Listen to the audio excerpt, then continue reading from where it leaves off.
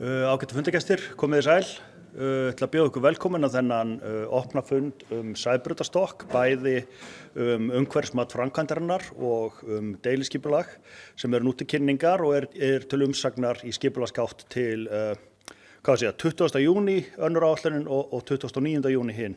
Ég man ekki nákvæmlega hvort hvað, en það allavega lok júní sem að þið hafið tækifæri til að senda inn umsagnir þessi mál. Ég heiti Þorsteinn R. Hermannsson og er framkvæmdastjóri Betri samgangna. Dagskráin lítur svona út að við ætlum að vera með smá inngang samgöngusáttmála höfuðborgarsvæðisins og þetta verkefni hluti af honum. Svo kemur Kristján Árni frá Vegagerðinni og fjallar Sæbrautarstokkinn sjálfan og verkefnið. Þórhildur Guðmundsdóttir frá Verkís gerir svo grein fyrir helstu niðurstöðum umhverfismats vegna Sæbrautarstokks. Björn Guðbrandsson og Sigríður Magnúsdóttir, arkitektar hjá Arkís og Tröð, koma svo með og kynna tillögur að deiliskipulagi vegna Sæbrautarstokks, auk breytinga á deiliskipulagi Vogahverfis og Vogabyggðar 2. Og svo ætlum við að enda á að taka saman spurningar og umræður, hafa þá pallborð og í raun og veru þá myndum við spurja alla frummælendur í lokin. Og að því loknu hægt þá að hafa óformlegra samtal. Það eru hér pósterar, myndir upp á veggjum og teikningar sem hægt að skoða og spurja þá frummælendur út í. Við erum líka með hérna í salnum sérfræðinga frá Reykjavíkurborg og Vegagerðinni, bæði í samgöngumálum og skipulagsmálum sem geta svarað mögulega líka einhverjum spurningum. Þannig að við erum allavega, það heilmikið af fólki hér til svara og heilmikið af kynningarefni. Þannig ég held við höldum bara af stað, hún er 17:03, við bíðum ekki lengur. Ég ætla að byrja aðeins bara að tala samgöngusáttmálann og verkefni hans, svona til að setja þetta í samhengi. Samgöngusáttmáli höfuðborgarsvæðisins var undirritaður 2019 og þetta sem sáttmála milli ríkisins. Það eru 3 ráðuneyti, forsætisráðuneyti, fjármálaráðuneyti og innviðaráðuneyti sem standa að sáttmálanum, auk 6 sveitarfélaga á höfuðborgarsvæðinu og allra sveitarfélagana. Og þarna í raun og veru 2019 verið að setja niður þá framtíðarsýn og verkefnaáætlun til nokkurra áratuga og horfa til lengri tíma framkvæmdir og framkvæmdaröð og fjármögnun.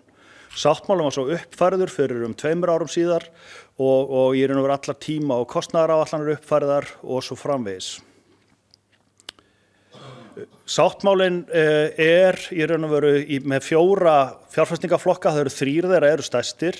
Inni í stærsti fjárfestingaflokkurinn eða álíka stórir fjárfestingaflokkar eru stofnvegakerfið sem Sæbrautarstokkurinn tilheyrir og svo það borgarlínan sem líka rúmir 130 milljarðar á verðlagi 2024.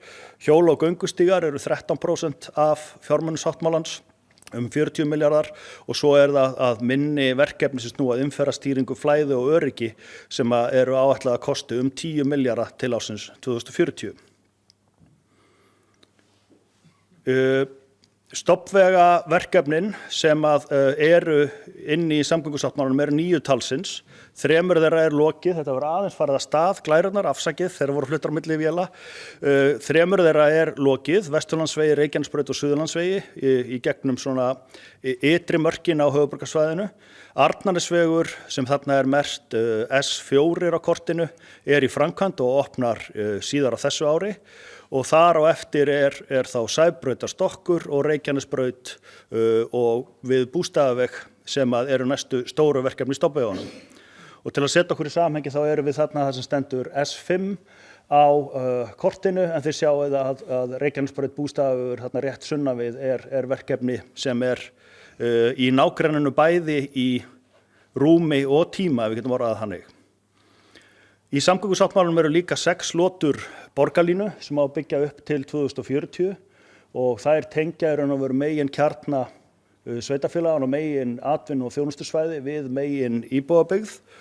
Og ef við setjum okkur í samhengi þá erum við að fjalla hér Sæbrautarstokk og yfir suðurenda Sæbrautarstokks og í raun og veru meðfram Reykjanesbraut til suðurs niður í Mjódd mun borgarlína liggja, þannig að Sæbrautarstokkur skiptir líka miklu máli fyrir borgarlínuverkefnið að þessi hnútpunktur sem þarna sést í kerfinu verði til og fungeri vel fyrir heildarkerfið. 3. stóri fjárfestingaflokkurinn þá hjólastígakerfið. Inni í samgöngusáttmálanum gert ráð fyrir að byggja 100 kílómetra af göng- og hjólastígum til 2040 og enn og aftur þá erum við að horfa inn í þessa miðju höfuðborgarsvæðisins þar sem við erum stödd. þar sem að í raun og veru hjólastígakerfið mun hafa ákveðna tengipunkta líka ofan á sæbrautarstokki og á sunnanverðum sæbrautarstokkinum með þverun. Eins og ég nefndi þá við sæbrautarstokkurinn hluti af samgöngusáttmála eins og ég búinn að koma inn á. Hér fyrir sunnan okkur Reykjanesbraut Bústaðavegur, það kortið sem sýnt hér til hliðar, fyrirhuguð framkvæmd þar, hvernig hún í raun og veru og sæbrautarstokkurinn tekur þá við þarna norðan við slaufugatnamótin, þetta sunnan við slaufugatnamótin. Svo erum við með sæbrautarstokkinn sjálfan og allt sem honum tilheyrum og svo Sundabraut sem ekki hluti af samgöngusáttmálanum líka í fullum undirbúningi sem tekur þá við norðan við sæbrautarstokkinn. Þannig að það gríðarlega mikið af verkefnum í farvatninu á þessum stofnvegi Reykjanesbraut Sæbraut í gegnum höfuðborgarsvæðið, tengingar við Sundabraut og svo framhaldið allt til suðurs eftir að Sæbrautarstokknum sleppir. Þetta var smá inngangur heildarsamhengið og samgöngusáttmálann og ég ætla þá að biðja Kristján Árna frá Vegagerðinni að koma og segja okkur frá stokknum sjálfum og verkefninu. Gjörðu svo vel, Kristján.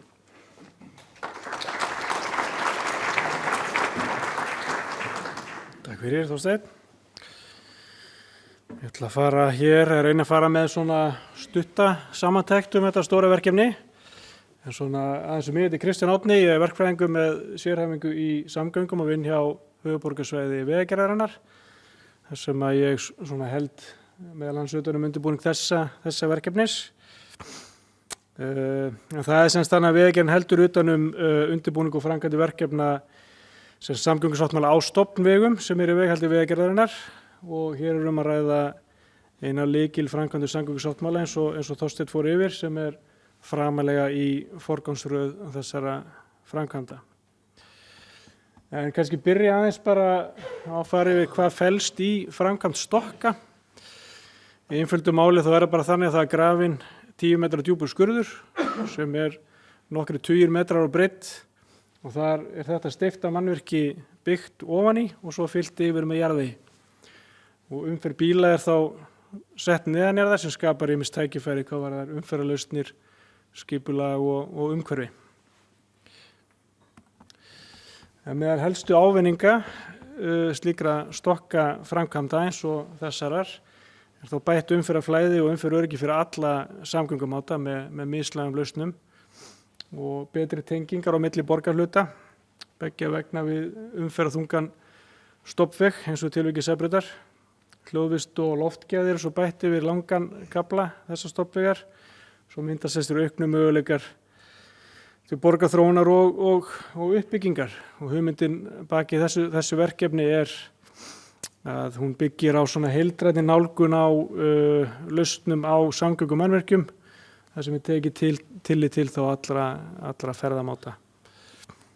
Og þá ef við lítum á til dæmis þetta verkefni Sæbrautarstokk þá eru þar tvenn ljósastýrð gatnamót sem verða afnumin og svo eru auðvitað stórbættar tengingar bæði fyrir almenningssamgöngur og gangandi og hjólandi. En þessi stokkur, hann verður 850 metra langur með loki, þar sem að Sæbraut verður þá lækkuð á rúmlega 1 kílómetri skafla. Það verða ný mislæg gatnamót,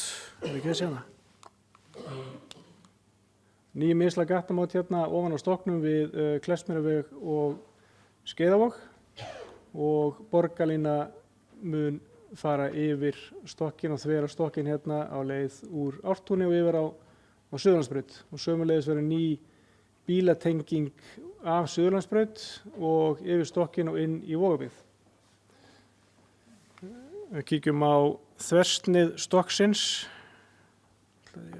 svona, að þá verður sem steyptur veggur á milli sem skilur að akstursstefnur og yfir stærsta hluta stokksins að þá verða raunar 3 akreinar í hvora átt, eða fram að gatnamótunum við Kleppsmýrarveg, eða fram að fráreinum og aðreinum af þessu gatnamótum og svo 2 akreinar undir gatnamótin út norður eftir. Og svo verða neyðarhurðir með reglulegu millibili á milli þessara 2 hólfa. Ef við kíkjum aðeins svona snöggt bara yfir forsögu þessa verkefnis að þá voru þarna áætlanir heilmikla nýja byggð hérna í Vogabyggð og þá var hvert verkefni hérna hefur svolítið þróast með tímanum en það voru áætlanir uppi endurgerð þessara gatnamóta við Kleppsmýrarveg og Súðavog og svo vegna þessara miklu uppbyggingar hérna og sömuleiðis í Ártúni að þá var aukin þörf á að bæta tengingar hérna á milli þessara hverfa þetta líka. Og þessar áætlanir tengjast svo þessi íbúðu uppbygging í Vogabyggðinni og Ártúni tengjast svo borgarlínu sem fer hérna í gegnum hverfin og átt að fara hérna yfir Sæbraut og áfram. Og svo samgöngusáttmálinn undirritaður 2019 og þar inni stokkar á Sæbraut sem að leysir þá í rauninni þessi tvenn mislægu gatnamót, leysir þverun borgarlínu og bætir þessar tengingar og fjarlægir rauninni þessa gjá milli hverfana sem að Sæbrautin hefur verið. Og hérna svona sirka þessi leið borgarlínu. Og svo þetta rauninni liður líka að bæta umferðarflæði og umferðaröryggi á Reykjanesbrauti og lengri kafla og þar kemur inn verkefni sem að Þorsteinn minntist á áðan sem eru gatnamótin við Bústaði þar sem einnig gert ráð fyrir mislægri lausn. Og hérna hefur nú bara svona skeytt inn þessum lausnum sem hefur verið að skoða þessum verkefnum á Reykjanesbraut og Sæbraut og þá það lausnin hérna við Bústaðaveginn og Sæbrautina bara svona til að sjá þetta í samhengi. En ef við lítum svo enn lengri kafla að þá eru þessi verkefni í raun liður líka að mæta því sem að setja fram sem sýn vegagerðarinnar fyrir einhverjum árum og þar til að mynda gert ráð fyrir mislægum lausnum á Reykjanesbraut alla leið gegnum höfuðborgarsvæðið og svo áfram norður eftir Sundabraut. En hvað stöndum við núna? Í undirbúningi svona nýframkvæmda verkefni í okkur þá eru í grunninn 3 hönnunastig, frumdrög, forhönnun og verkhönnun. Verkís hafa verið okkar ráðgjafar í frumdrögum og forhönnun og í umhverfismatinu. Frumdrög voru unnin 2021, matsáætlun 22 var kynnt og forhönnun henni lauk 2024. En það sem við höfum svona litið á sem fyrstu framkvæmd sem tengist Sæbrautarstokk uppsetning þessara tímabundnu göngu- og hjólabrúar sem að í fyrstu þjóna bara þeim tilgangi að brúa núverandi Sæbraut. En svo þetta mjög praktísk lausn því að svo strax við byrjum í framkvæmdu við Sæbrautarstokk þá þessi brú færð norðar og þá að brúa bráðabreiðavegi á framkvæmdatíma. En nú erum við stödd hérna sem sagt og erum að stefna að útboði á verkhönnun sem þá loka hönnunastigið en raunar búið að bjóða út hluta verkhönnun á þegar sem verkhönnun undirbúningsframkvæmda sem að þarf að fara í áður en að farið í eiginlega framkvæmdu við stokkinn. En svo eru ákveðna áskorun sem fylgja svona framkvæmd eins og gefur að skilja og það kannski ekki, í sjálfu sér ekki bygging stokksins sem endilega stærsta áskorun heldur það að standa í svona framkvæmdum í þéttbýli. Stokkaframkvæmdir þær hafa töluverð áhrif á veituinnviði sem liggja meðfram og þvert á framkvæmdasvæðið. Vegstæðið þröngt, það eru byggingar nálægt núverandi vegi. Það takmarka pláss fyrir hjáleiður umferðar en skurðurinn fyrir stokkina getur verið alltaf yfir 40 metra breiður.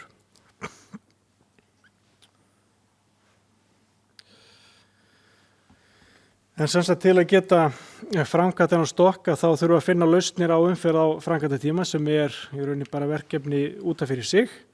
Á forhönnunarstigi verkefnisins þá fór mikil tími í greiningar á umferð á framkvæmdatíma og það var forsenda í þeirri vinnu eftir greiningavinnu á umferð hermannir og annað sem að það væri algjör forsenda að halda 2 akreinum á Sæbraut allan framkvæmdatímann og það það sem að sú framkvæmdaáætlun sem við erum að vinna eftir núna miðar við og sömuleiðis að þá þurfum að forðast við megum ekki lenda í lokunum á Kleppsmýrarvegi. Þannig að reynt hefur einnig verið þessi leið sem var valin núna, sem var unnið með í forhönnun, þá var einnig reynt að lágmarka inngrip á lóðir og bygginga með frá framkvæmdastæðinu þó að það sé ekki mögulegt að forðast það. Því það eru nokkra byggingar austan megin við Sæbraut sem að standa það nálægt veginum að þær þurfa að víkja svo pláss verið til að framkvæma stokkinn. Og þá er gert ráð fyrir að nýta það pláss sem myndast fyrir bráðabirgðavegi og þannig verið hægt að viðhalda sem bestu umferðarflæði á Sæbraut á framkvæmda tíma. En hérna sjáum við nokkra áfanga úr forhönnun sem verið er að vinna þá áfram með núna á verkhönnunarstigi. Það sem sýnir þá hvernig við vinnum þessar hjáleiðir umferðar á framkvæmda tíma og þær verða þá, þessi bráðabirgðavegir verða færðir til í áföngum eftir í hvað er verið að framkvæma stokkinn hverju sinni. En hvað verður svo þegar við höfum lokið okkar framkvæmdum, en fáum kannski smá innsýn inn í það núna hjá næstu ræðumönnum. Annars bara þakka þér fyrir mig.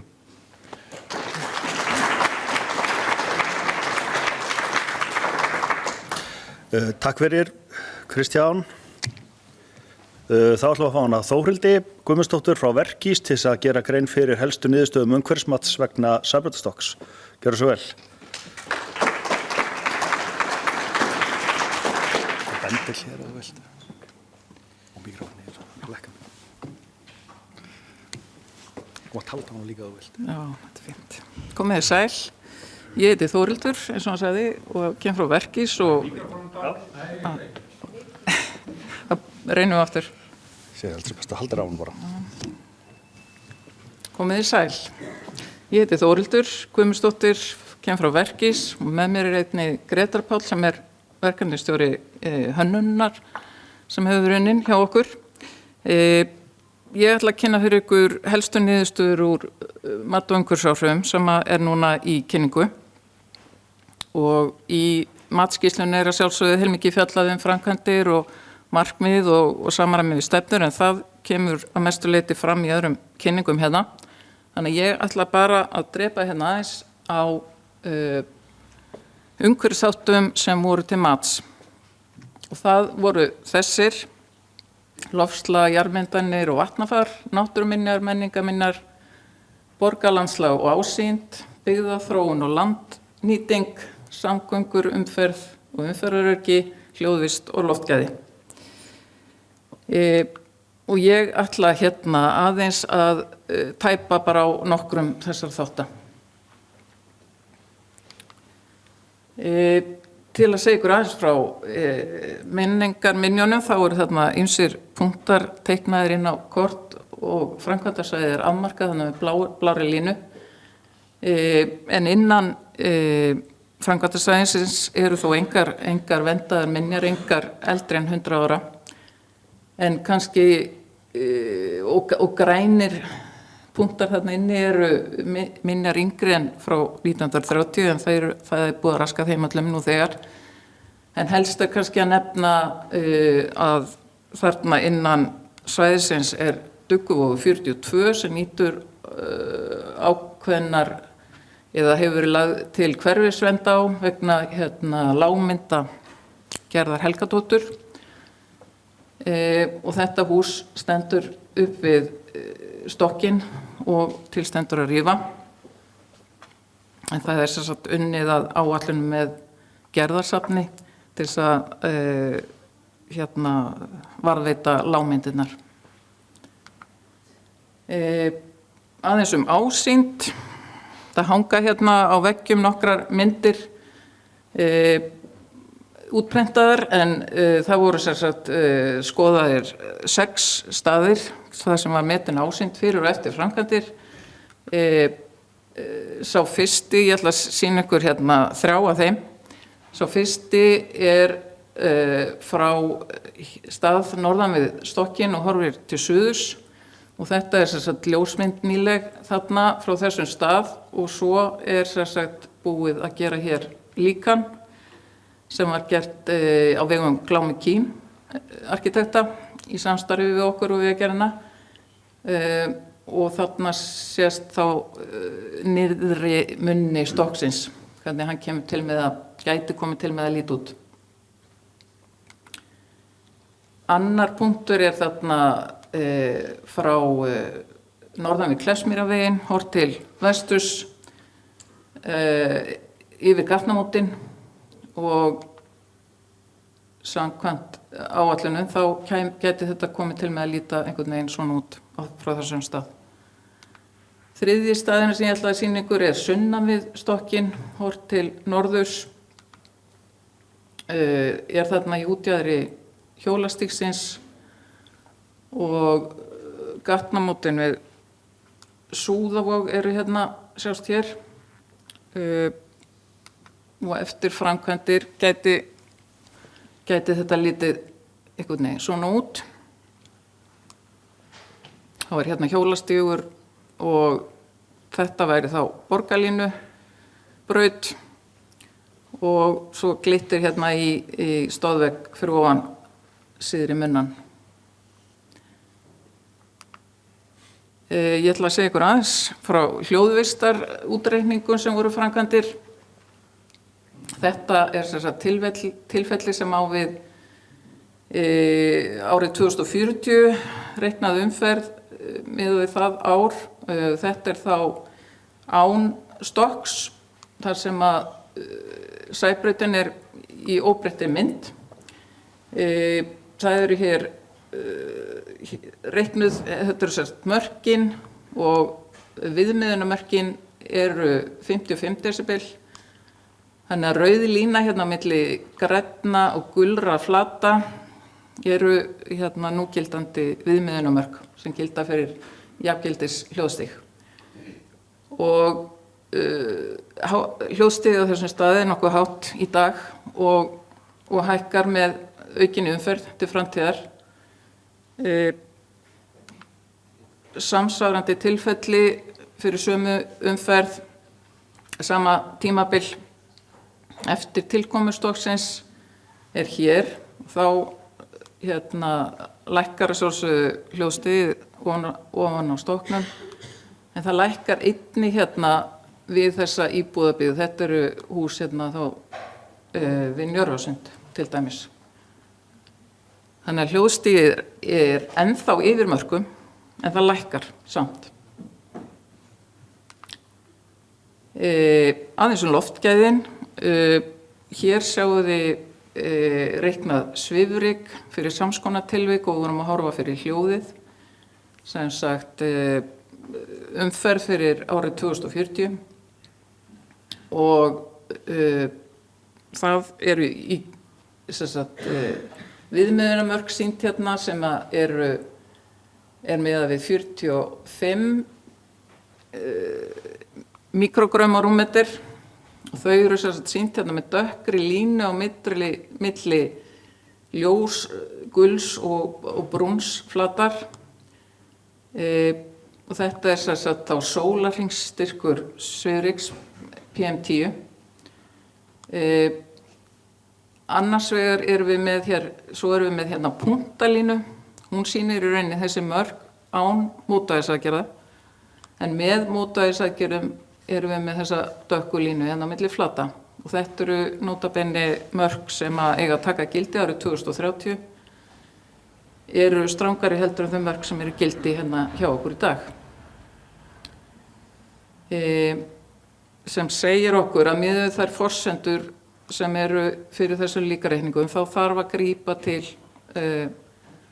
aðgerða hér á þessum stað til þess að halda svifryki innan marka og að því gefnu að nagladekkjanótkun til dæmis minnki ekki með það sem hún í dag. Það myndi hjálpa mikið. Samskonar útreikningar sólarhringsstyrkur fyrir köfnunarefnisoxíð sem fylgir losun frá jarðefnaeldsneyti, afturmörk sem eiga að taka gildi 2030 og þá sjáum við að mörkin eru hérna inn í götustæðinu með og án mótvægisaðgerða. Og hér teknar saman helstu niðurstöður matsins, metið vægi fyrir þá umhverfisþætti sem voru til skoðunar og til þess að nefna kannski bara út mörkin hérna, þá erum við að meta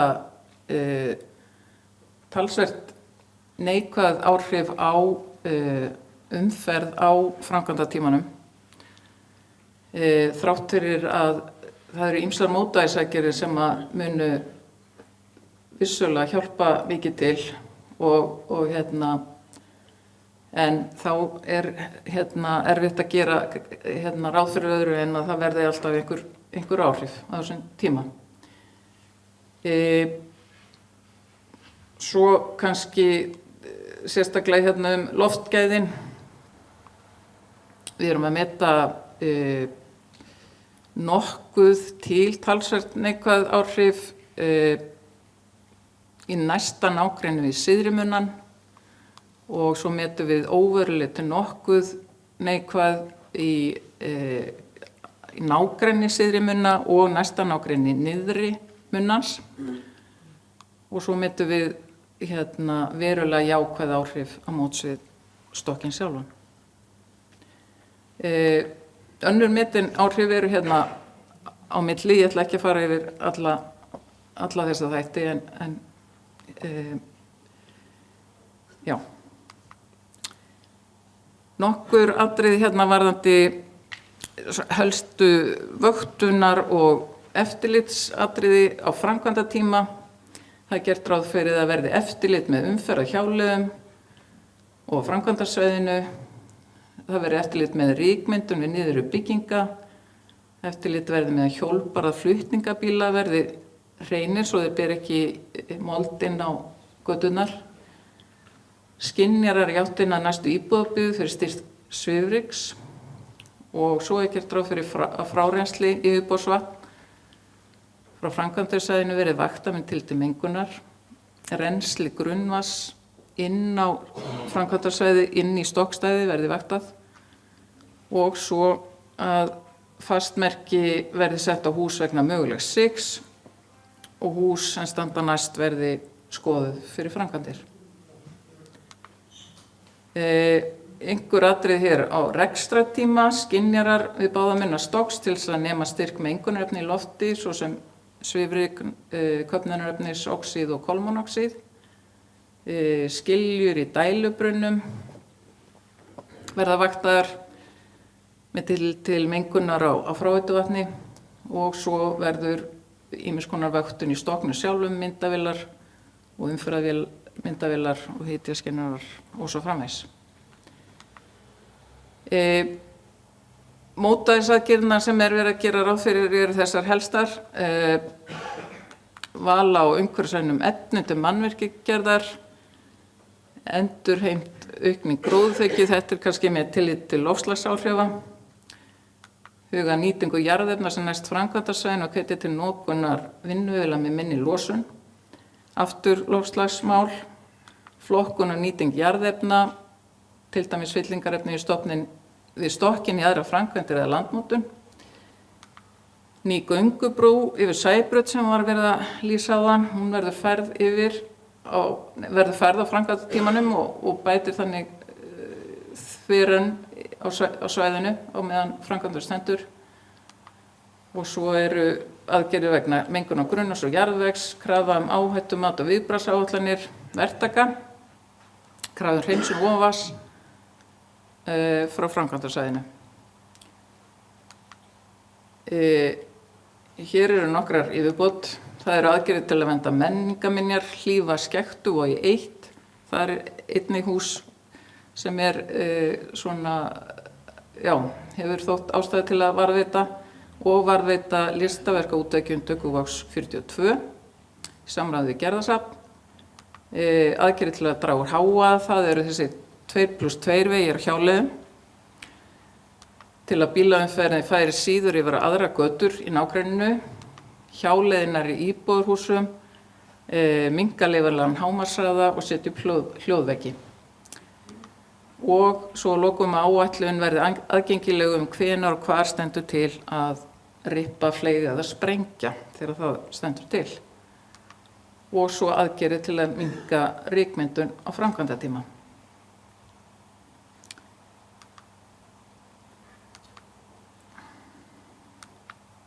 Okay.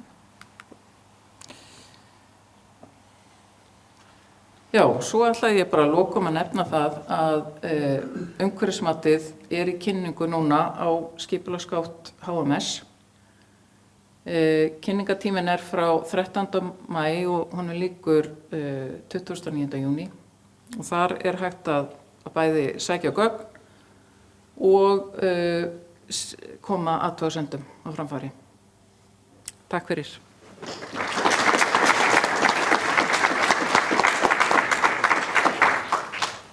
Já, takk fyrir þetta, Þórhildur. Já, þetta mjög mikið efni í umhverfismati framkvæmdarinnar. Þetta flókin framkvæmd og á viðkvæmum stað, þannig að það mjög mikið búið að leggja mikla vinnu í umhverfismatsskýrslu og allar greiningar hvað það varðar. Þannig ég hvet ykkur til þess að kynna ykkur það og senda þá inn spurningar og athugasemdir inn á skipulagsgátt HMS fyrir 29. júní. Ég ætla að hvetja ykkur líka til þess að fá ykkur kaffi og kleinur. Það því að nú erum við svona hálfnuð eða kannski ríflega, það bil hálfnuð með kynningar. Þannig að endilega standið upp og fá ykkur það vatn, kaffi og kleinur. Ekki ennþá til kleinur? Jú, þannig við skulum endilega klára þær, annars endar þetta bara á einhverju kaffistofu sem hefur ekki gott að því. En við ætlum að fá þá núna það sem hvað gerist í raun og veru. Nú erum við búin að horfa svolítið á framkvæmdina og hvernig umhverfismat framkvæmda lítur út, en nú ætla þau að koma Björn Guðbrandsson frá Arkís og Sigríður Magnúsdóttir frá Tæknistofunni Tröð að segja okkur frá tillögu að deiliskipulagi fyrir stokkinn og breytinga á þessum aðliggjandi skipulagsáætlunum sem þarf að gera til þess að þetta geti orðið að veruleika. Þetta mál þá líka til umfjöllunar hér í dag og líka í skipulagsgátt HMS til umsagnar og athugasemda. Gjörið svo vel. Halda bara á þessu. Takk fyrir og komið sæl. Heyrst okkur í mér. Já, Björn heiti ég frá Arkís og við unnum sem sagt deiliskipulag Sæbrautarstokksins sjálfs og reyndar endurskoðun á deiliskipulagi Vogahverfis samhliða því í samstarfi við Landslag. Og eins og Þorsteinn kom inn á þá eru þessi gögn að sjálfsögðu til umsagnar í skipulagsgáttinni og hvet ykkur eindregið til að kynna ykkur þau betur þar af því að ég kemst náttúrulega bara ákveðið djúpt í þetta í þessari kynningu. Deiliskipulagið fyrir stokkinn sjálfan samanstendur af deiliskipulagsuppdrætti sem þið sjáið hér og greinagerð. Þetta dálítið óvenjulegt, við erum svona vön því þegar við erum að kynna deiliskipulagsáætlanir að þá erum við að bæta einhverju inn í umhverfið, það einhver sjónræn áhrif sem að bætast við. Það sem að gerast hér við erum að svona fjarlægja sjónrænu áhrifin af Sæbrautinni. Þannig að þetta svona mjög áhugavert og gerir þetta verkefni mjög spennandi. Rétt til að setja í samhengi við aðliggjandi áætlanir, þá þetta sjálfsögðu samkvæmt aðalskipulagi Reykjavíkurborgar.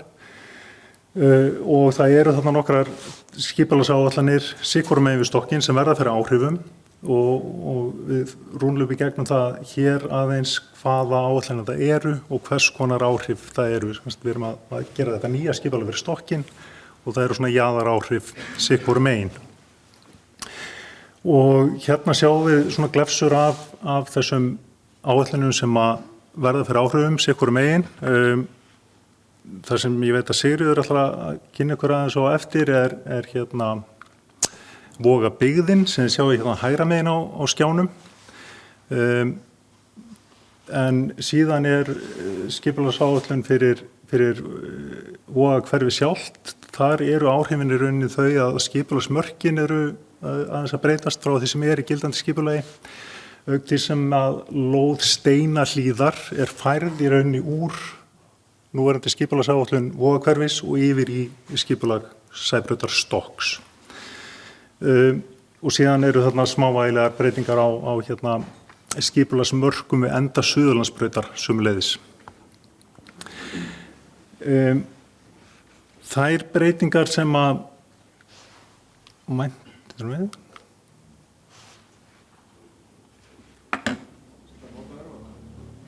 Já, reyna það. Eins og ég sagði áðan þá kemur hérna Steinahlíð til með að færast yfir í þessa nýju skipulagsáætlun stokksins. Þannig að hún bara verður hluti af þeirri skipulagsáætlun.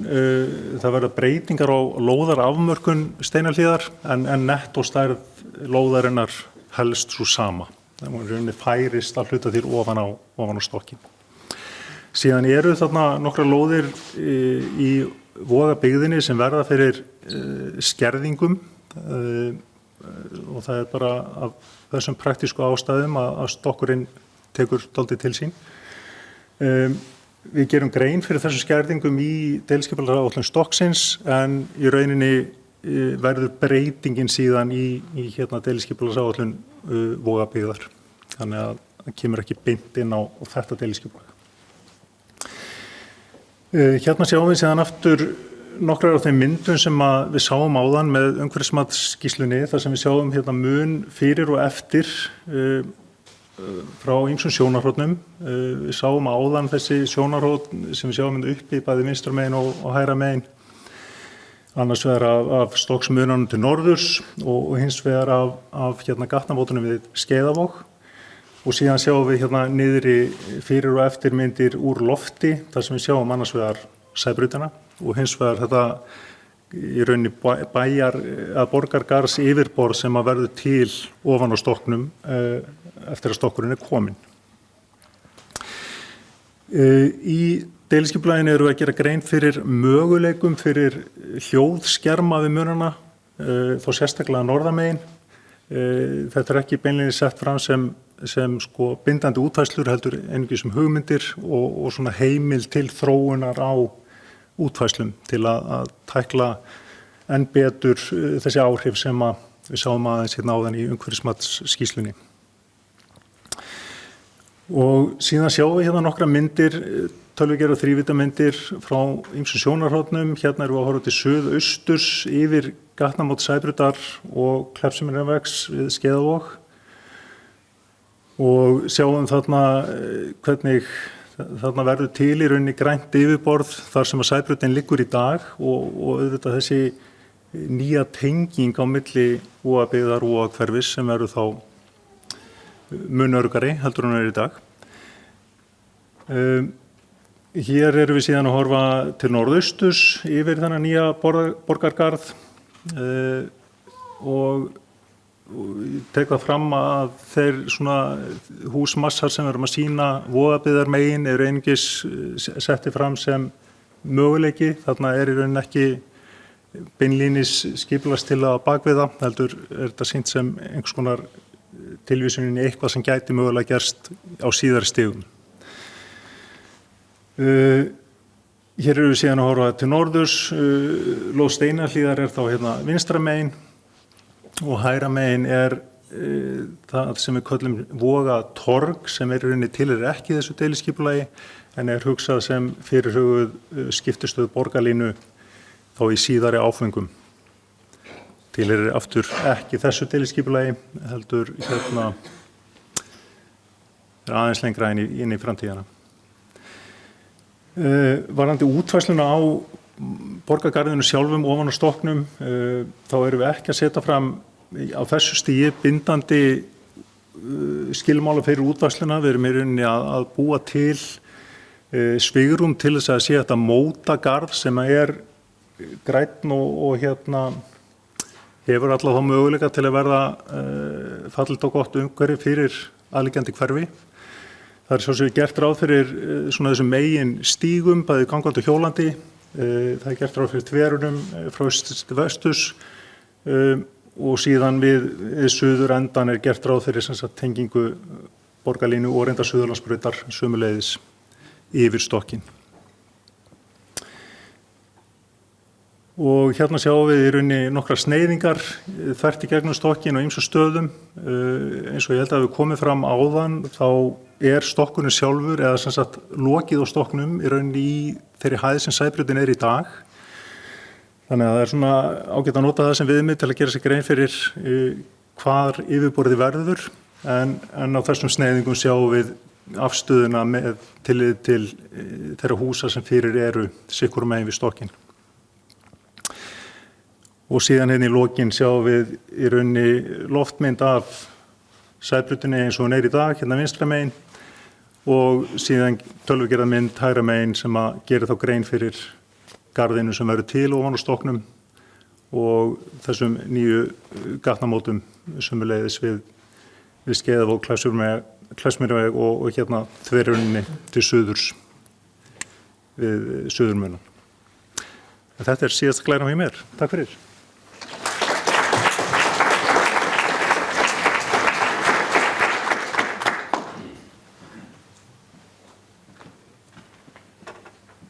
Já, komið sæl og gaman að sjá hvað margir hafa áhuga á þessari uppbyggingu við Sæbrautarstokk. Sigríður Magnúsdóttir heiti ég, kem frá Teknistofunni Tröð. Þetta eru mjög svona þurrir og leiðilegir uppdrættir en þetta lykilatriði í deiliskipulagsbreytingu. Hérna erum við með deiliskipulag fyrir Vogabyggð 2 sem hér á vinstur hönd eins og það var samþykkt eftir síðustu breytingu árið 2018 en við erum í raun og veru búin að vera að vinna með þetta deiliskipulag í Vogabyggð síðan 2014 og það var sem sagt niðurstaða samkeppni og það sem Teknistofan Tröð og hollensk arkitekta og landslagsarkitektastofa Jans von Spieker og Felix landslagsarkitekta unnuð á samkeppni og við semst unnuð þetta deiliskipulag saman og Vogabyggð skiptist þá upp í nokkrar einingar og það Vogabyggð 2 sem stærsta einingin, Vogabyggð 1 í raun að vera út á Gelgjutanga og Vogabyggð 3 hérna húsin hérna við hérna Súðavog og Dugguvog hérna syðst í hlutanum og svo stóð alltaf eftir hérna austasti hlutin sem átti í raun að vera falla undir Vogabyggð 3 en núna vegna þessara uppbyggingar á hérna Sæbrautarstokka þá við að sameina þann hluta af Vogabyggð sem var óskipulagður undir hérna Vogabyggð 2 þannig að það verði eitt heildarskipulag meðfram öllum Sæbrautarstokknum.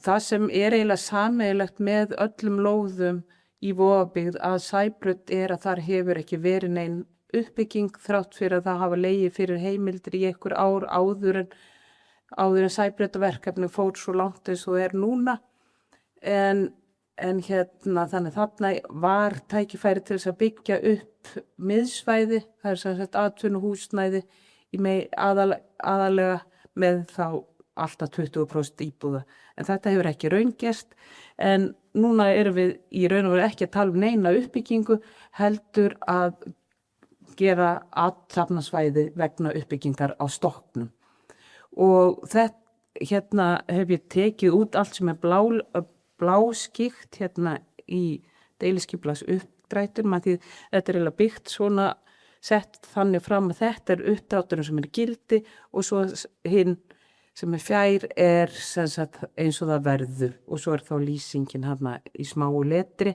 og kannski aðeins þæra letur hérna, en þá sjáum við í raun og veru að efnistök breytingarna fyrst og fremst vegna uppbyggingu Sæbrautarstokks, þá skipulagsmörkum í Vogabyggð svæði 2 breytt til að tryggja viðunandi svæði fyrir nýja samgöngu innviði á meðan framkvæmdur stendur og vinnusvæði og hjáleiðir. Þannig þetta fyrst og fremst framkvæmda skipulag og öll byggð að Sæbraut verði semst hluta sama skipulagi.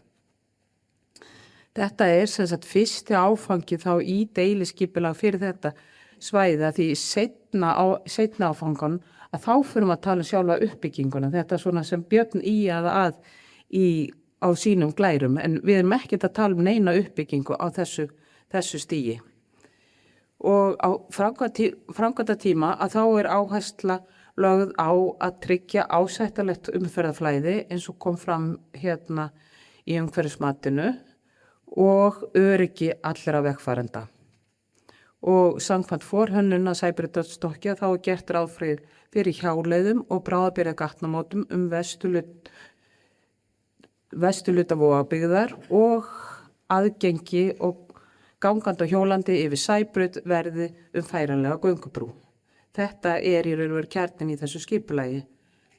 Og það eru enga byggingarheimildir á þessum lóðum en en þetta skipulag það snertir í raun og veru 7 lóðir og það er sem sagt skerðing á þessum lóðum og betri samgöngur, Vegagerðin og Reykjavíkurborg hafa verið þá í samningaviðræðum við þá lóðarhafa en svona fyrir annað almenning að þá þetta bara þessi skilmálar að það sem skiptir þá mestu máli að áður en framkvæmdir hefjast að þá skal koma upp vegg með viðunandi hljóð og árekstravörnum á mörkum framkvæmdarsvæðis og aðliggjandi íbúðabyggðar. Þetta er bara í raun og veru til þess að gera það nokkurn veginn bærilegt að búa í Vogabyggð meðan á framkvæmdu stendur og einnig verið að veita heimild til þess að veitur hafi sínar lagnir þarna ákveðnum hluta svæðisins og að heimild verði sem sagt að nota þarna nokkra lóður undir hjáleiðir og aðstöðu verktaka á framkvæmdatíma Sæbrautarstokks. Það er enn talað þessar niðurrifsheimildir að þær eru í raun og veru bara ef þær eru nauðsynlega vegna hjáleiðana.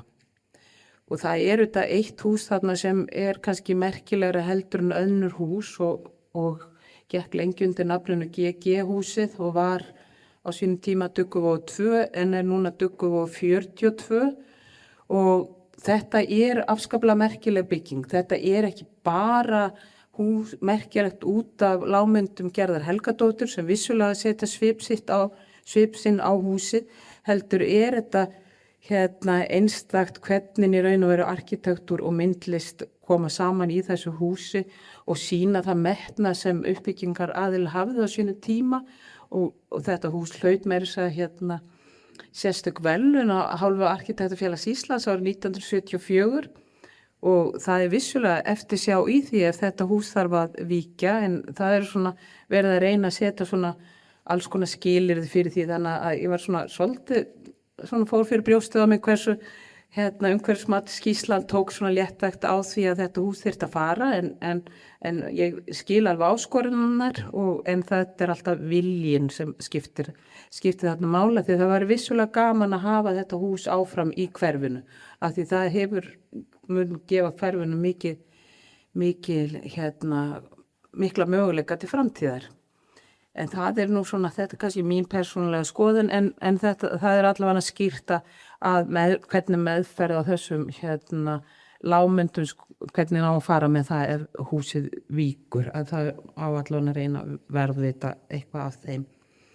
Og svo að lokum að þá svona svokölluð skýringamynd, það eiginlega hitt blaðið sem fylgir þessari deiliskipulagsbreytingu og þá það fyrsta lagi þetta lóðirnar eins og þær eru í gildandi deiliskipulagi lengst til vinstri og í miðjunni sem sagt lóðirnar sem skerðast og þá eru þær alla merkta með brúnu og svo það skrafera fyrir utan og svo þá myndir lengst þarna í burtu, hún sýnir hjáleiðir og í raun og veru hvar fyrirhugaður hljóðveggur á að standa. Þannig að það þetta mjög mikilvægt að tryggja öryggi og velferð íbúa í Vogabyggð og vonandi tekst það allt. Takk fyrir.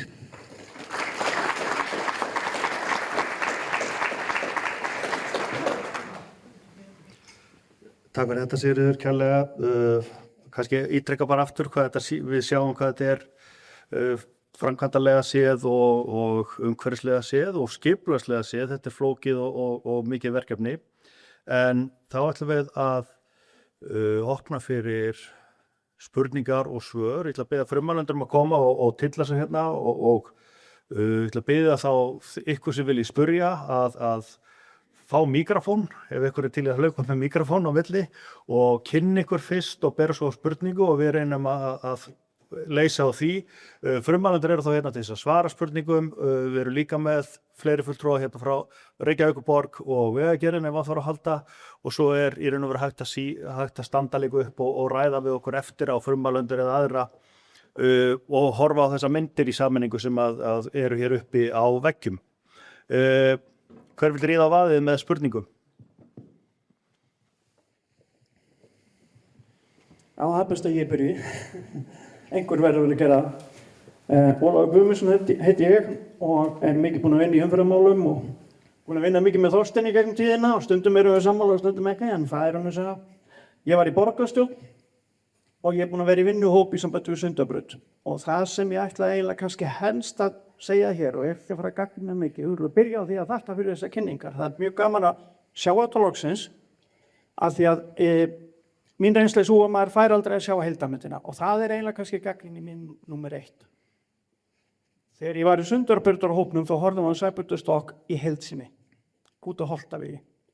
Og það er ennþá verið að tala hvort að Sundabraut verði í brú eða göngum. Og þess vegna finnst mér afar slæmt að sjá að við fáum bara hluta af þessu. Og þetta hef ég séð svo oft hjá Reykjavíkurborg og í skipulagsmálum að við sjáum aldrei heildarmyndina. Við fáum bara bút og fáum aldrei að sjá heildarmyndina. Og Sæbrautarstokkur hangir á Sundabraut. Og það stendur í öllu Sundabraut að allt í kringum Sæbraut hangir á Sundabraut eða búið þegar hún kemur og hvernig svo útfærsla verður. Það verður ekkert komið fram hér. Við höfum ekki mikla reynslu á Íslandi að reka stokka. Það er engi stokkar á Íslandi. Við höfum einhverja jarðgöng, við höfum vegi, en við höfum ekki stokka. Þannig ég er með fullt af spurningum í kringum það. Það er ekki eða miklu tími það, en það verður kannski gaman að fá smá álit. Hvað kostar stokkur? Til hvers þurfum við hann? Við getum leyst þetta á annan hátt. Erum við með samanburð á öðrum kostum? Nei. Ef þú býr til stokk, þá þarf að reka hann. Og það er fogdýrt. Eftirlit, brunavarnir, loftræsting, frið, þetta er allt hlutir sem að enginn á Íslandi er farin að tala um. Þannig að mér langar svolítið að heyra rekstrarkostnað og lokum. Þetta er tengingin við Sundahöfn. Hvað ætlum við að gera við hættulegan farm? Háan farm? Má hann fara í gegnum stokkin? Og ef ekki, hvað ætlum að hafa hann þá? Takk fyrir mig. Takk fyrir. Við skulum taka fleiri spurningar. Þið nótir þetta hjá ykkur með reksturinn á Sæbrautarstokknum. Það er fyrst og fremst spurningin sem tekur út úr þessu. Við svo mun Ólafur örugglega senda okkur fleiri. Já, takk fyrir. Hermann Guðjónsson heiti ég, býr í Vogakerfinu. Einstuð spurning, verður megin tengingin inn í Vogabyggðina Suðurlandsbraut? Þungina umferðinni inn og út úr Vogabyggðinni? Við nótum þetta hjá okkur og fá eina spurningu viðbót.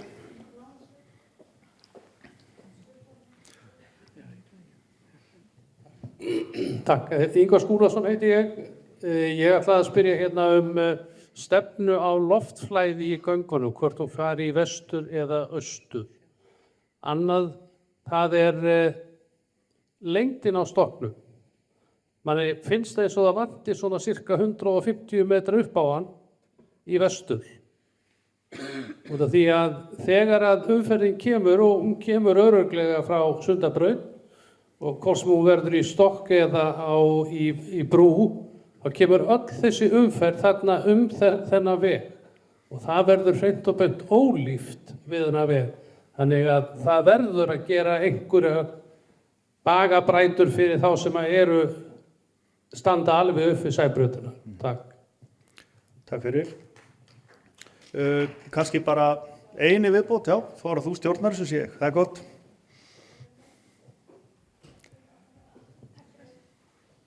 Hæ, takk fyrir. Ég heiti Erna Hrund og ég bý í Vogabyggð.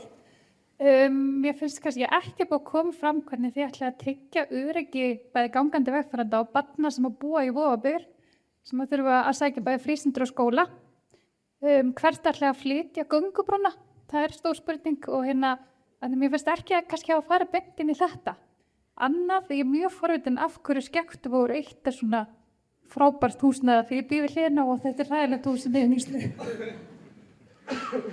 Takk fyrir. Ef við þá að byrja, það er mikrofón hér. Ef þið frummælendur byrjuðu kannski að svara. Ég treysti á ykkur að muna spurningarna líka. Já, ég er svona aðeins að vera yfir til spurningarna einmitt. Rekstrakostnaðurinn, kannski?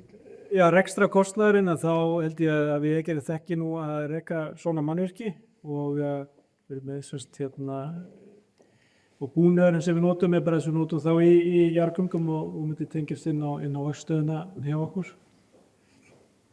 Í hvað meira voru þetta í kostnaðin ekki sagt þar sko?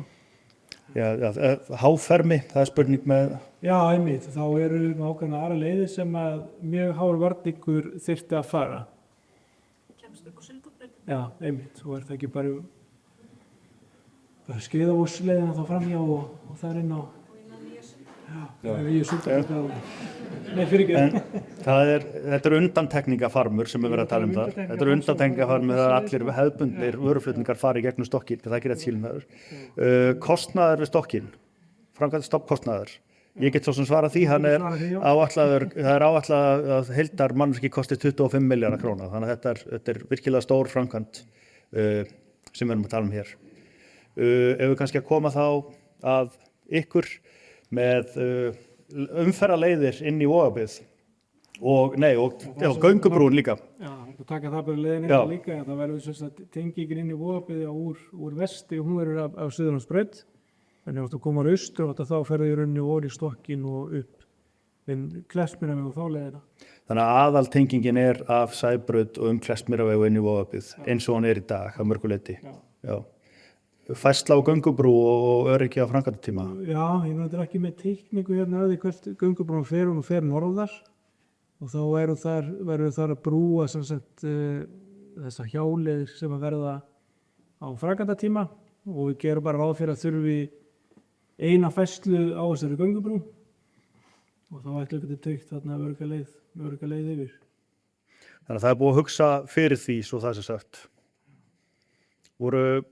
Það var kannski Bjarni með umferðarlaug inn í Vogabyggð, það er þá bara það er ekki Suðurlandsbrautin sem verður aðalumferðargatan inn í hverfið heldur Kleppsmýravegurinn eins og verið hefur. Ok. Ef við þá taka næstu röð af spurningum, einhverju fleiri, það voru fleiri hendur á lofti, ég sé hér. Þegar kemur að skólamálum og frístundum, þess vegna því ekki hvernig ósköpunum með börnin okkar að sækja skóla og frístundum. Þess vegna þess ekki, göngubrúin, það færa hann á norðan, þá slítið þið Vogabyggð frá Vogaskóla. Og þetta er mjög hæglega vatn, þið verðið að hugsa út í þetta. Það er ekki ein hraðahindrun í Vogabyggð. Þannig hvernig ósköpunum ætti að stjórna og veita umferðinni þarna í gegnum tryggja öryggi fattan okkar. Við höfum látið vinna greiningu á þessu gönguleiðum á framkvæmdatíma sem að verkis okkar ráðgjafi tóku, ég veit hvort þú Greta vil ekki segja það kannski eða... Taktu mikrofóninn, takk endilega upp Greta, takk. Sæl, Greta Páll Jónsson og verkfræðistofan verkis. Útlítið og gerðin á þessari göngubrú hefur ákveðna ástæðu. Það er hægt að stytta nálingjana og auðvelda færana og á framkvæmdatíma mun hún færast örlítið norðað, ekki mikið norðað frá því sem hún er í dag og þá austar yfir hjáleiðina sem verður í kringum Duggavog 42. Þannig að sú leið verður allavega ópinn á framkvæmdatíma. Og þetta er bara mikilvæg punktur sem að verður í huga og líka Reykjavíkurborg hvað varðar að tryggja í raun og veru akstur aðrar götur í Vogabyggð á sama tíma.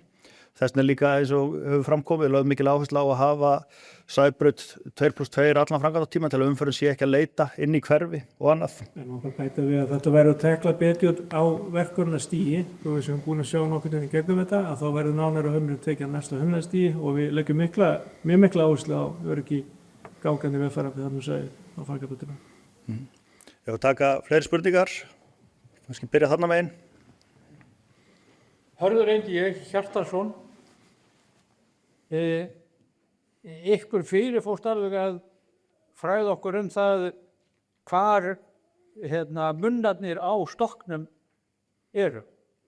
Sem dæmi að það langar mig að vita að munnin marga metra frá gatnamótunum Sæbraut Súðarvogur sem dæmi. Svo er annað, sennilega það nú þannig að allir sem að hafa eitthvað gripsvit á vegum og það er með ekki margir, það er meðal ég auðvitað, en hvað er það? Að ég heldur við séum allir sammála það að besta lausnin sé neðanjarðar lest fyrir sem að kæmi í staðinn fyrir strætisvagna. Og þetta alþjóða fyrirbæri, í mörgum borgum úti. Og hvað haldið þið? Hvað mættu þið geta ímyndað ykkur Vegagerðin? Hvað hefði Vegagerðin og Reykjavíkurborg spara ef að þeir hefðu nú gert svo hugvitsamir fyrir 40-50 árum? Að nú í ljósi þess að það búið að sennilega grafa í sundur allar götur í Reykjavík síðastliðin 40-50 ár, frá svona 1970, öðrum til 1970, mér finnst ekki langt síðan, en jæja, hvað er það? Hann sem bestu veit hvað ég búin að lifa lengi. En sko, í alvöru, að það þið hefur sko sparað stórfé ef að það hefði verið steyptur stokkur leið og göturnar grafnar í sundur, aðeins og bara Hverfisgötuna, og voru búin að vera lokuð í, ég veit ekki, taldi einhver árin hvað Hverfisgöta var lokuð lengi, voru 3 ár eða 4 ár eða 5 ár. En hvað sem það var, að þá sem sagt að þetta hefði verið stórkostlegur sparnaður og ég tel að Vegagerðin ætti að íhuga það alvarlega að núna í framtíðinni, þó ekki sé nema núna í framtíðinni, að gera stokka undir þær götur sem að verið að framkvæma, sem bara því að nú borgin alltaf að stækka og setja stokka undir þær, steypa stokka undir þær. Þetta náttúrulega kostnaður, en þetta bara peanuts kostnað í miðað við þess sem að kostar eftir á. Takk fyrir. Takk. Já, við skulum taka næstu spurningu. Kannski í svari með hvar stokkmennarnir verða, það sést á teikningum, ég ekki með málsetningar, hversu langt frá. Já, við getum, eins og sé, við getum skoðað það og eftir hvar nákvæmlega stokkmennarnir verða.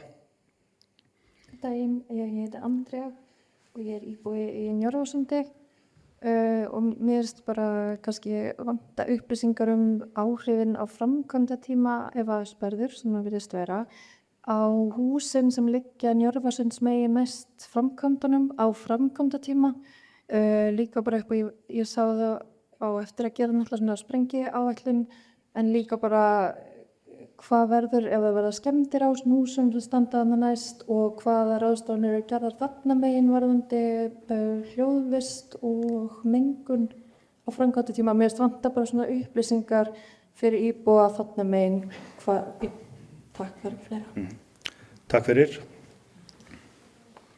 Tökum eina spurningu viðbót allavega. Já, Stefán heiti ég og ég bara má til með aðeins að opna munnin. Ég búin að vera þessi hverju síðan á 2 ára.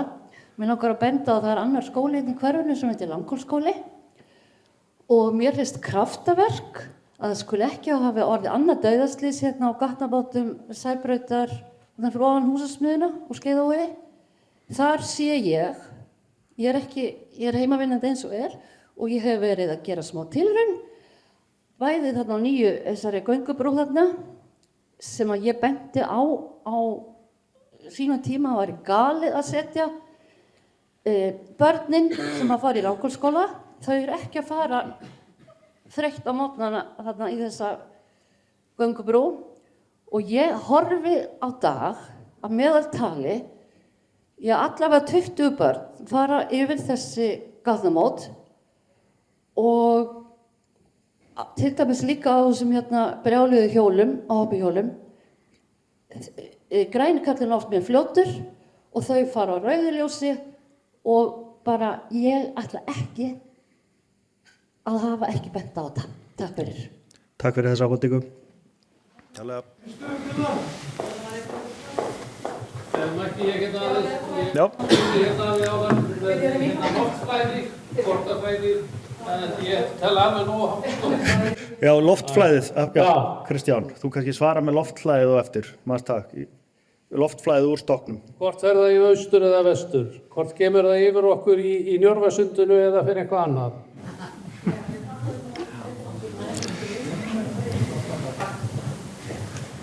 Svo bara spurning með varanlegan hljóðveistarvegg, norðanmeginvegginn, norðanmegin við göngin.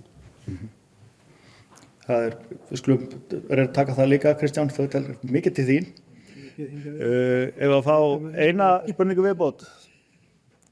Komið öll sæl, ég heiti Ingibjörg og er búsett í Barðavógi. Mér langar svolítið mikið til að vita, nú búum við þá alveg við þar sem framkvæmdin eiga að vera og mér langar til að vita, mun gatan okkar vera opin allan tíman, mun einhver hús vera keypt upp í götunni og vandilega munum við finna mest fyrir þessum framkvæmdum. Ég hef aldrei fengið neitt kynningabæklinga eða neitt um þetta. Er eitthvað svoleiðis sem við höfum von á að vita? Já, það eru komin margar spurningar. Ég ætlum að hleypa þér aðeins að fyrst kannski líka varandi umhverfismatið. Það voru spurningar hérna líka með hljóðvist lengra eftir Sæbrautinni og í raun og veru mælingar á húsum fyrir og eftir og svo framvegis. Það kannski, ef þið Gretar myndu taka það, Kristján, vilt þú byrja? Nei, eða Þórhildur? Alveg kortið ykkar. Já. Ég get sagt með loftflæðið að það fer aðalega með umferð, þannig að nema í einhverju sérstakum aðstæðum þá fer loftflæðið í sömu stefnu og umferðin. Það er ekki gert ráð fyrir í matinu, gert ráð fyrir neinum hljóðvekkjum þarna norðan, við norðanmunnan, en eins og var talað þannig varðandi deiliskipulag þá var verið að kynna ýmsar mögulega hugmyndir, ef ég skildi rétt. Já, ekki hvort það getur komið. Ég held að ég sé ekki að svara fleiri. Það er rétt hjá þér með Barðavoginn, það byrja bara þar að þá er Barðavogurinn það nálægt Sæbrautinni að þetta hefur talsverð áhrif í Barðavogi og Barðavogurinn verður sá hluti sem er austast, hann verður lokað þó tíma, þá verður aðgerð hinum megin við Skeiðavoginn og þá verður Barðavogurinn opnaður í þann endan, gerir ráð fyrir því. En þetta verður, það er kannski ekki alveg koma hreint nákvæmlega hversu langur þessi tími verður, en við gerum ráð fyrir að þetta geti verið ástími, höfum rætt við einhverja íbúðarna sem hafa fengið yfirferð á þessari framkvæmd og nú veit ég ekki nákvæmlega hvert þú býrð í götunni, en vissulega þá hefur þetta áhrif þarna, en svo á meðan við erum í stokkaframkvæmdunum þá verður Barðavogurinn aftur endurbyggður og verður sama aðgengi þá eftir. Það verður vissulega skert aðgengi Barðavoginn tíma, það er alveg rétt. En það er í gangi kannski bæti við, það er hafinn þá þessi hönnun undirbúningsframkvæmda og þetta á eftir að skýrast nánar á næstu mánuðum og misserum. Hvernig í raun og veru þessu verður við komið og þá verður það kynnt aftur sérstaklega fyrir nærumhverfinu. Og þá verður hannað líka þessar aðgerðir sem þarf að fara í svona götum utan framkvæmdasvæði eins og Barðavogi og hvaða aðgerðir þarf að fara í það til að tryggja gott aðgengi að byggingum. En svo varðandi áhrif á hús í götunni keyptu? Nei, við erum ekki að gera ráð fyrir því að þá þurfum við að fjarlæga neina byggingar þarna, en vissulega standa sérstaklega einbyggingarna mjög nálægt framkvæmdasvæðinu og það er ekki víst að verði gott aðgengi að því húsi, en við höfum verið góða samtali við þá íbúa. En síðan verður auðvitað þau húsi verið nálægt framkvæmdinni, þá munum við eins og Þórhildur fór yfir áðan framkvæma ástandsskoðun á þessum byggingum og vera með vöktun og mælingar gegnum framkvæmdatímann. Eða þá að... Svo voru fleiri þarna? Já. Erst þú með það í rustinu?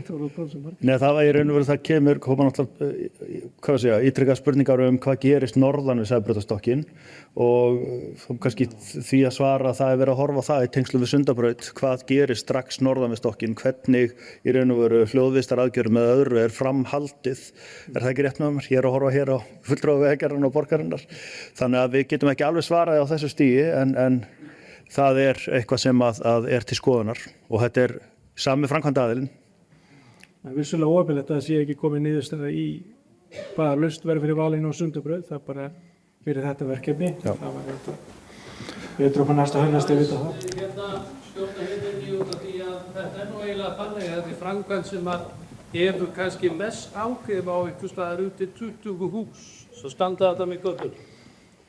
Og mér finnst að vera hreint og klárt dónaskapur þar sem þeir eru búin að standa í þessu verkefni síðan, hvað sögðu þið, 2018, að ekki hefði verið haft sambandi við íbúana og farið aðeins yfir hvernig þessa framkvæmdir gætu hugsanlega haft áhrif á þeirra sem sagt íbúðir til framtíðar og það mætti þau bæta úr. Í rauninni fýtsfundur og ég fagna þessu framkvæmdu, það ekki spurningu það. En það verður að vinna þetta þannig að þeir sem búa þarna á svæðinu viti örlítið meira þetta heldur en núna 29. þá skellur þetta á, svo í haust byrja kannski framkvæmdir. Ekki nógu gott. Takk fyrir þetta.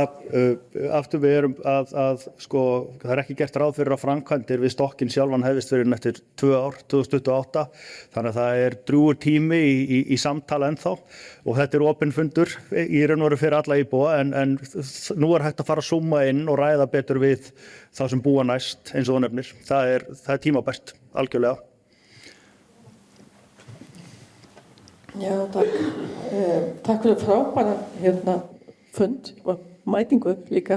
Gott að sjá svona marga hérna. Ég heiti Lilja Sigrún Jónsdóttir og hef nú verið að fylgjast með ýmsu hérna eins og hann Ólafur. Mér langaði að spyrja, þrennt sem ég var með í huga.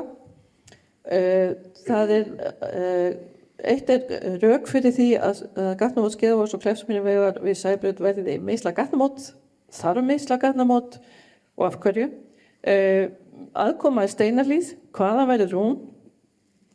Og svo nú búið að nefna þetta með ég ætlaði að spyrja sérstaklega hvort það væri búið að kynna fyrir þeim sem að búa einmitt næst og ég held með svona hljóman og kannski svo það væri skynsamlegt að bera nokkuð bréf í hús þar. Takk fyrir. Takk fyrir.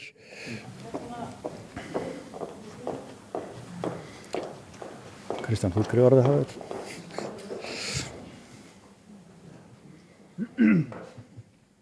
Hæ, ég heiti Guðrún, býr við Skeiðavoginn. Við langar eiginlega að fá skýrari svör aðeins við spurningu sem var búin að koma fram varðandi þessa háflutninga sem að bara við fannst ekki alveg eins og hefði verið úthugsað hérna. Hvert á að hleypa þessari umferð frá Sundabrautinni ef hún kemst ekki gegnum gangnum stokkamynnana? Hvað eru stokkamynnir háir? Það er þegar alveg svakalega mikil umferð Skeiðavog af stórflutningabílum og það eru 2 grunnskólar þarna og þetta er mjög gata.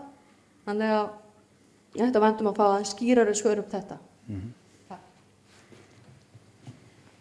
Þú taka eina í viðbót eða ekki? Já, ég heiti Kristján Benjamin Guðmundsson og er íbúi í nýju Vogabyggðinni.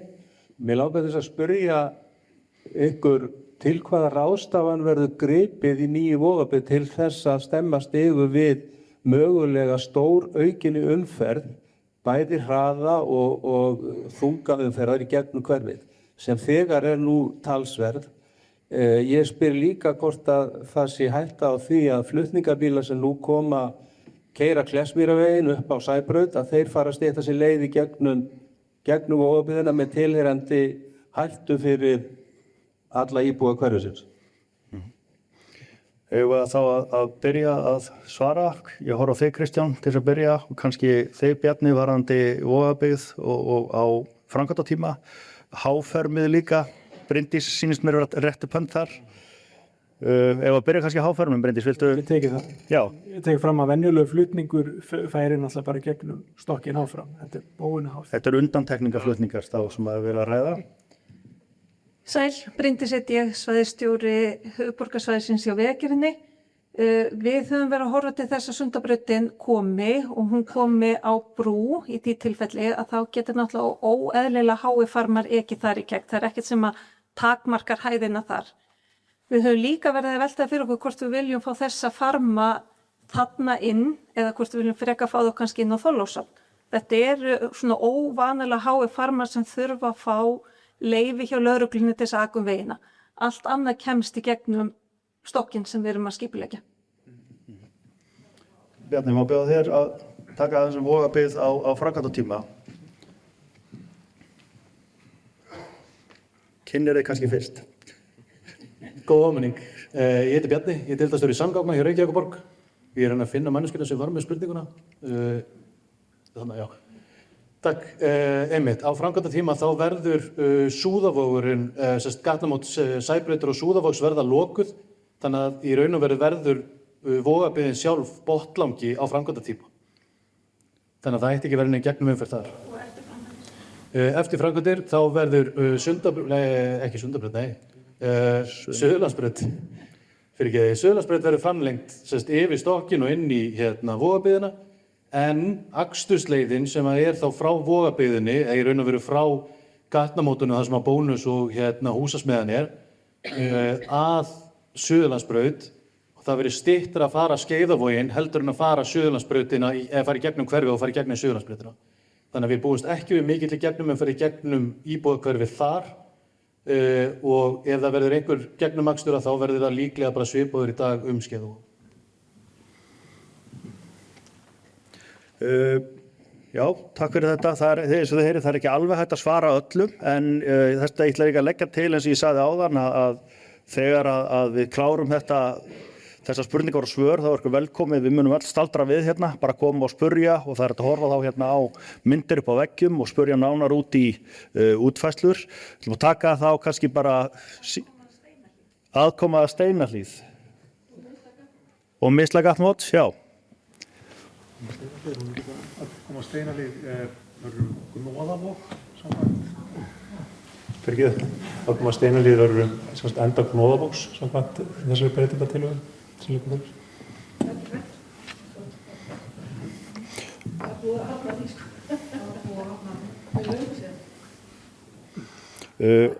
Já, og Mislagatnamót, kannski ég reyna að svara að það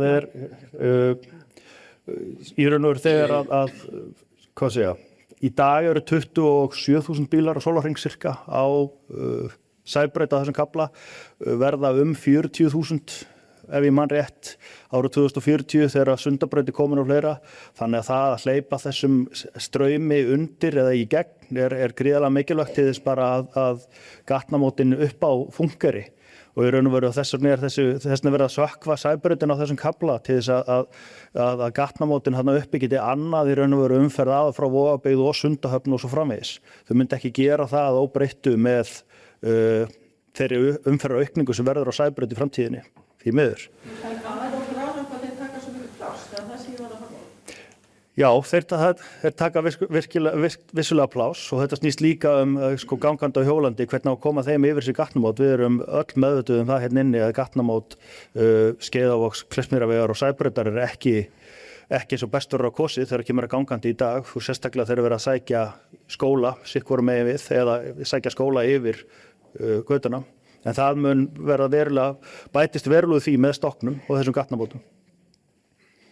Ég þá hugsa mig hvort við ættum að taka, það er gott veður úti og annað, hvort við ættum að taka einhverja spurningar í viðbót, einhverja að lokum. Já, Sveinn, ég íbúi í Kárinu. Það er stutt síðan að beygjuakrein af Kleppsmýrarvegi var lokað til suðurs út af umferðaröryggi. Maður vill ekki hafa blind beygju beint. Önnur leiðin var blind á gangandi, umferðargangandi, og það er bara stórhættulegt. Og ef ég skil þessar teiningar rétt, þá eru gert ráð fyrir 2 beygjuakreinum á sama stað ofan í stokkinn á sömu leið. Það er samt gert ráð fyrir þverun gangandi úr nýju Vogabyggðinni í plani þarna yfir. Svo mín spurning er raunverulega hvað breyttist? Og reyna að sakna ég kannski líka bara almennt umræðu áhrif á umferð á Skeiðavegi.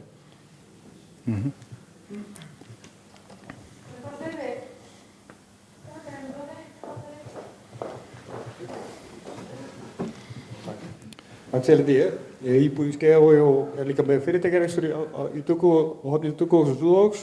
Það er enda búið að svara einni spurningu með tengingu af Súðavogi inn á Sæbraut, en á að opna aftur beygjuakreinina inn á Sæbraut, Kleppsmýrarvegi.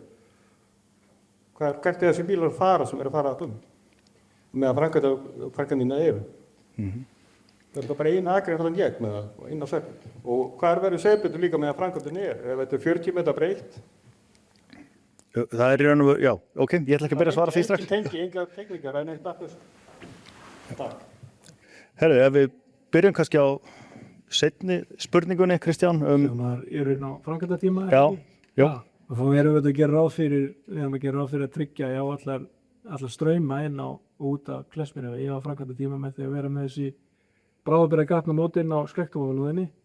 Það er Skektuvogi 1 lóðinni er gert ráð fyrir gatnamótum. Að byggja bráðabirgða gatnamót. Þannig erum við að koma í veg fyrir lokanir á Kleppsmýrarvegi. Það er hugmyndin, en þau eru að tala Skeiðavoginn og það er götur það og það er kannski það sem að Reykjavíkurborg Bjarni vill ræða. Bjarni, má bjóða þér að svara gangandi fyrir og eftir og gönguleiðir? Svo ég skilji spurninguna rétt, það er bótið að tala það ekki gatnamót Sæbrautar, Kleppsmýrarvegs og Skeiðavogs og síðan þessar vinstri beygju sem voru 2 var fækkanir í 1. Já. Það sem að breyttist var náttúrulega það forsendur að gegnumstreymisumferð á Sæbraut fer neðanjarðar núna. Þannig að þau sem ætla að keyra beint í gegn, að þau eru þá ekki í raun og veru inn í þessari mynd sem við erum að horfa á þegar við erum með gangandi líka. Það sem að breyttist líka er að þegar að Sæbrautar fer neðanjarðar, að þá veru miklu starri miðdelar eins og heitir, sem er á milli akreina. Þannig að við getum leyft okkur að leyfa gangandi bara að komast út á miðdelin og þvera þá í raun og veru í 2 þrepum, ef maður getur kallað svo, fyrst út á miðdeli og síðan yfir hinn angan eða hinn rampan. Þannig að það er þetta þá í raun og veru að skipta þverunni upp í 2. En eins og þetta var áður, það var engin miðdelir og það kom grænt ljós og þau sem að voru að taka vinstri beyguna og þau sem að voru að labba yfir, það verður ekki til í framtíðinni. Ég sé að það eru 2 hendur á lofti, ég eru sem að hleypa þeim af og fara svo að segja þetta gott. Nei, það er þarna uppi fyrst, já. Já, ég heiti Hrannar, býð Skeiðavog, langar að spyrja varðandi norður munan. Af hverju færðist hann svona langt, austur, eða nær Skeiðavog eftir fyrstu kynningu? Og af hverju ekki hægt að lengja hann aðeins, hann stoppar hann svona fullt af húsum í Njörvasundi, í staðar að fara örlítið norðar með hann og losna við fullt af húsum sem eru nokkrum metrum frá munanum þar sem mesta mengunin kemur upp. Svo erum þess að þetta er, skulum taka 2 í viðbót. Það er hér og hér sýnist mér Þóra, takk.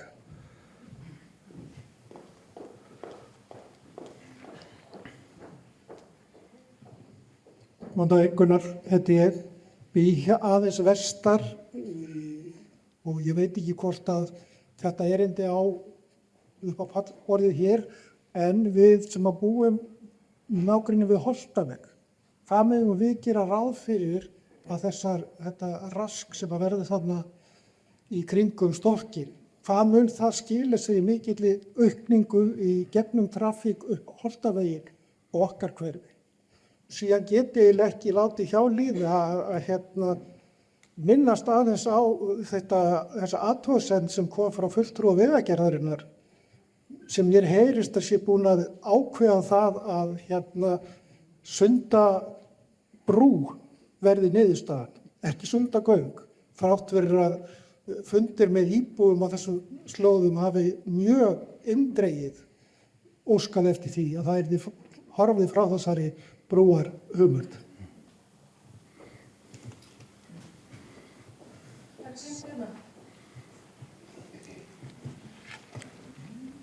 Í ljósi þess að ég held að það hafi ekki verið eitt einu orði þessa tillögu mína þessi göng sem ég er að tala neðanjarðargöng fyrir lest, að þá hlýt ég að áætla sem svo að ykkar mat á þessari tillögu minni sé ekki umræðu hæf. Takk fyrir. Við að leyfa Lilju að klára hérna. Ásbjörn, ég sé þig en þú varst svo seinn.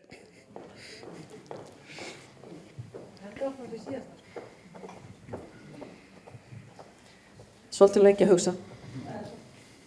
Takk fyrir. Rök fyrir því að opna Suðurlandsbraut fyrir almenna umferð. Það er búið að tala hana í sambandi við borgarlínu ég veit ekki hvað lengi, og hún eigi að þjóna hún verið að opna fyrir borgarlínu eingöngu og þá neyðarflutninga sjálfsögðu.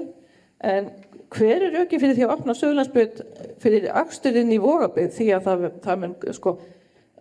það mun breyta í rauninni öllu umferðarmunstri í Vogahverfinu, eldra hverfinu þá, því að svo að fólk sína ekki ruglast, í Vogahverfinu bara feiknarlega mikið og og ætla að blása á að annars vegar að það sé hægt að fara að Steinahlíð gegnum Gnúðavog og svo að opna fyrir umferð gegnum Suðurlandsbraut fyrir almenna umferð. Það finnst mér ekki ganga illa. Takk. Ef við þá að byrja á kannski Holtavegi, Bjarni, gegnumakstur á Holtavegi, eða Kristján? Já, við getum alltaf byrja á því að segja bara við erum að vinna þessa framkvæmda áætlun þannig við sem erum að halda góður flæði eins góð og mögulegt á Sæbraut á framkvæmda tíma og þannig erum við komið með fyrir umfyrir sig að leita annað en einhver bæta einhverju við þetta. Það er alltaf áskorun að halda á framkvæmda tíma en vissulega áskorun en þess vegna sem ég segi vera að horfa til þess að byggja tímabundna, bráðabirgða Sæbraut samsíða stokknum öllu framkvæmdasvæðinu og gatnamót á lóðinni Skemmtuvör 1 til þess að anna allri þessar umferði þessi langt mest af henni þannig að hún leit ekki inn í hverfin. Það voru spurningar framlengingu Suðurlandsbrautar inn í Vogabyggð. Langar þig að svara því, Bjarni? Ég get alveg svarað, ég ætla samt að byrja á því að tala neðanjarðarlestina út af því að mér finnst það geðveik hugmynd og mér finnst það frábæra að ég skrifaði mastersritgerðina mína það og niðurstaðan var að hún var arðbær. Ég veit ekki, ég kannski endaði á endanum, ég veit ekki. En þetta allavega, finnst mér alveg klárlega eitthvað sem eigi að skoða og það var náttúrulega skipaður hópur upp í HÍ á sínum tíma sem var kallaði metróhópurinn. Var endar á árunum fyrir hrun og við veitum öll hvað var í gangi þá, svolítið vitleysa, en þeirra niðurstaða var í rauninni líka að þetta væri arðbært eða fýsilegt en það er kannski bara ekki það sem við erum að tala í dag, það hefur verið búin að ná saman aðra lausnir. Nú er ég búin að glemma að spyrja, Suðurlandsbraut, manna núna. Sko, þetta er góð pæling. Það sem við sjáum sem aðal vandamálið að án tengingar við Suðurlandsbraut að þá verður Vogabyggðin bara botlangi.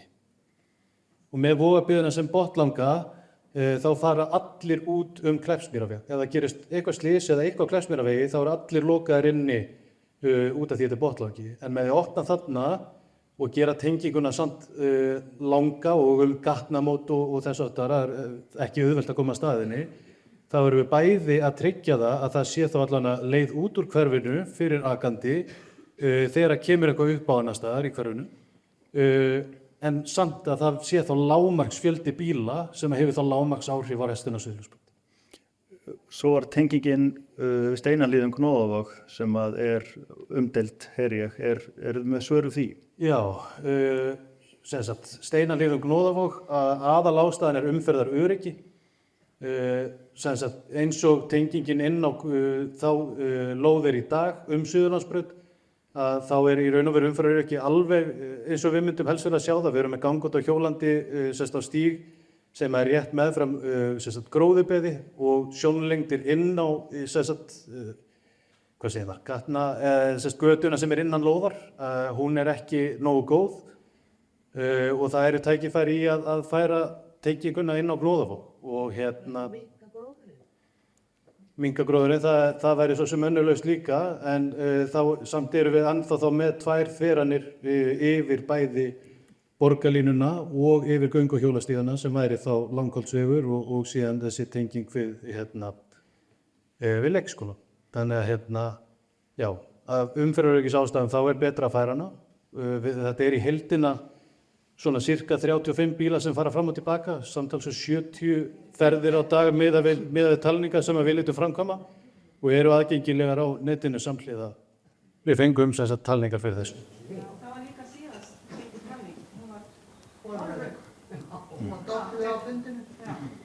Ég þori ekki að svara fyrir því en ég meina við fáum sérfræðinga sem að telja fyrir okkur. Ég get ekki svarað svo betur þetta, því miður. Heyrði, ég ætla þá bara að nú klukkan er 18:30 og ég held að við séum bara á mjög góðum tíma að fara að segja þetta gott. Ég vil þakka ykkur kærlega fyrir komuna. Þið svarið aldrei spurningar Þessi fundarstjórn svolítið frá íbúðum Njörvarsundsmegin. Já, það er 2 spurningar, hvort það fekk svarið spurningunni. Þið voru lent á það. Já, Kristján, Njörvarsund, takk fyrir ábendinguna. Það er rétt norðan við Skeiðavog. Já. Og varst þú ekki búin að svara þessu rétt á það með að það væri Þú verður að koma fyrir til hófurum og þetta mögulega. Já. Með vísun í deiliskipulag. Færa munnan norðar. Af hverju stoppar munnin þarna, af hverju er ekki farið lengra? Það eru spurningarna sem knýja þar á meðan til Nekkavóin. Já.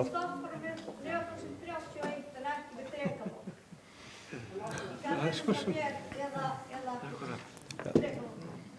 Já. Í raun og veru má kannski segja stokkurinn endar það, hvað við segja, strax eftir gatnamótin sem hann á að leysa á hólmi, þannig að framlengjan kostar mikið, en ég skil, já, hann fer aðeins lengra en það, en það að fara lengra kostar meira, eðlilega, og aftur það á eftir að koma aðeins í ljós varðandi Sundabrautaverkefnið, hvað gerist á þessum kafla, hann er pínulítil óvissa hvað þetta varðar, og hvernig er hægt að koma til móts við þessar áhyggjur. Við höfum ekki svörum við því miður hér í dag, en ég er að þakka ykkur kærlega fyrir komuna. Við erum hérna áfram, sérfræðingarnir og frá Reykjavíkurborg og Vegagerðinni og frumvalendur, og það eru myndir hér á veggjum eða vil ég skoða, og ég vil minna á að umsagnarfrestur er til 21. og 29. júní inni á HMS skipulagsgáttinni. Takk hérlega fyrir komuna.